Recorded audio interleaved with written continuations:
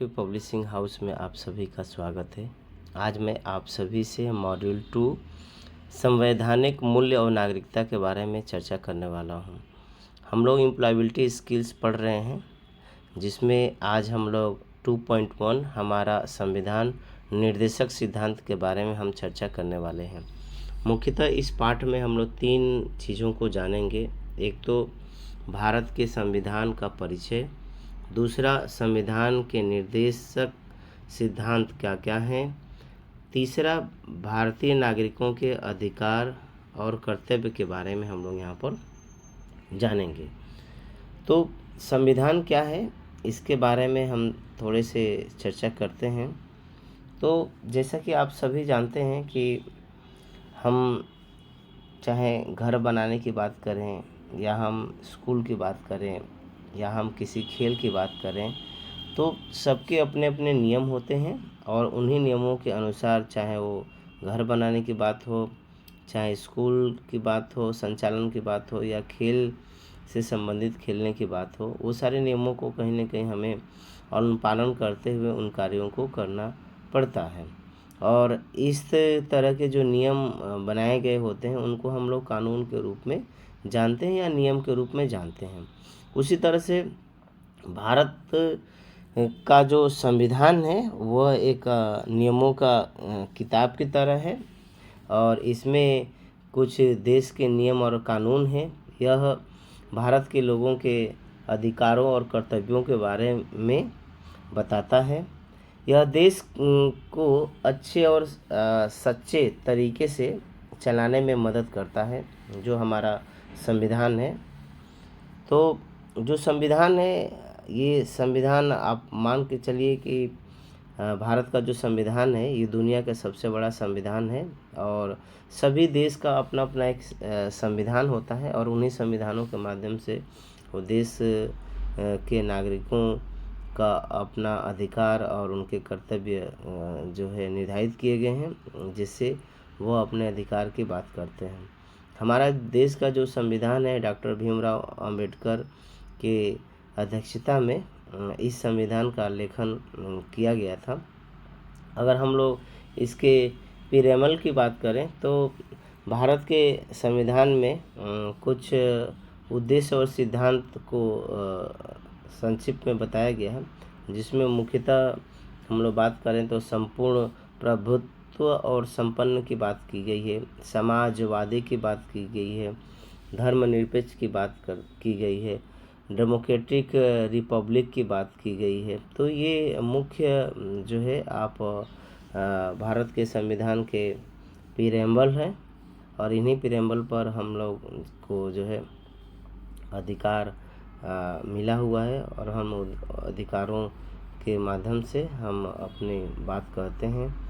उसके बाद अगर हम लोग इसके सिद्धांतों की बात करें, तो जो अभी हम लोगों ने चर्चा किया कि भारत एक संपूर्ण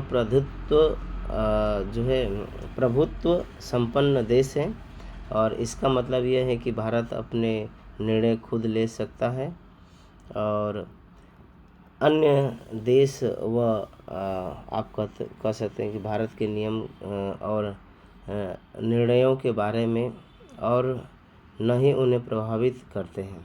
जो भी है, हमारा एक देश का एक अपना नियम कानून है, और इन कानून के अनुसार हम अपने देश को संचालित करते हैं। दूसरा अगर हम लोग बात करें, तो भारत एक समाजवादी देश है।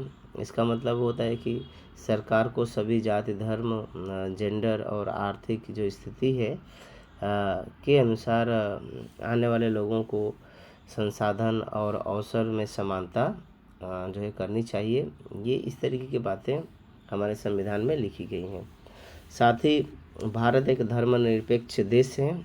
इसका मतलब ये है कि हमारे देश में सभी धर्मों या किसी भी धर्म को न मानने वाले लोगों के साथ एक समान व्यवहार किया जाए। ये इस तरीके की बातें हमारे संविधान के निर्देश सिद्धांत में इस तरीके की बात की गई है। इसके बाद हम लोग डेमोक्रेटिक देश भी, लोकतांत्रिक देश की बात की गई है। इसका मतलब वो होता है कि सभी लोगों को अलग अलग राय रखने और अपने फैसले लेने की अनुमति हमारे संविधान में दी गई है। और दूसरा बात है कि भारत एक गणतंत्र है। इसका मतलब ये होता है कि सभी लोग ऐसे नेता को वोट देने की आज़ादी है जो उनका प्रतिनिधित्व करेंगे। तो इस तरीके की बातें इसमें हमारे संविधान में बात की गई है अधिकारों की। ठीक,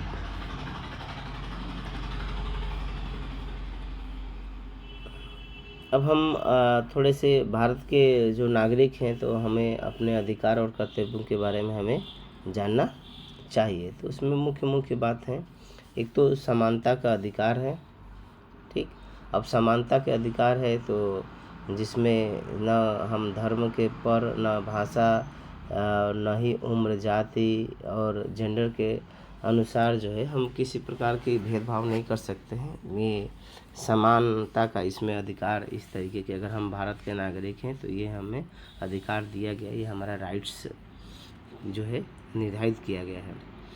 दूसरा, स्वतंत्रता का अधिकार की भी इस संविधान में की गई है कि सभी लोगों को कोई भी काम या धंधा, व्यापार, व्यवसाय करने की स्वतंत्रता है। हमारे संविधान में ये हमारे राइट्स को निर्धारित किया गया है। शोषण के खिलाफ, जैसे बाल श्रम हो गया, को रोकना, और भी ढेर सारे ऐसे पक्ष हैं जहाँ पर हमें, अगर हमारे शोषण किया जाता है तो हम शोषण के खिलाफ अपने बात को रख सकते हैं और हमारा अधिकार है। ठीक, धर्म की स्वतंत्रता का अधिकार, ये भी हमारे राइट्स है और हमारे संविधान में इस तरीके की बातें की गई है। सांस्कृतिक और शैक्षणिक अधिकार, राइट टू एजुकेशन, और हम लोग कल्चरल की बात करते हैं, ये सारी चीज़ें भी हमारे संविधान में हमें अधिकार के रूप में दिया गया है।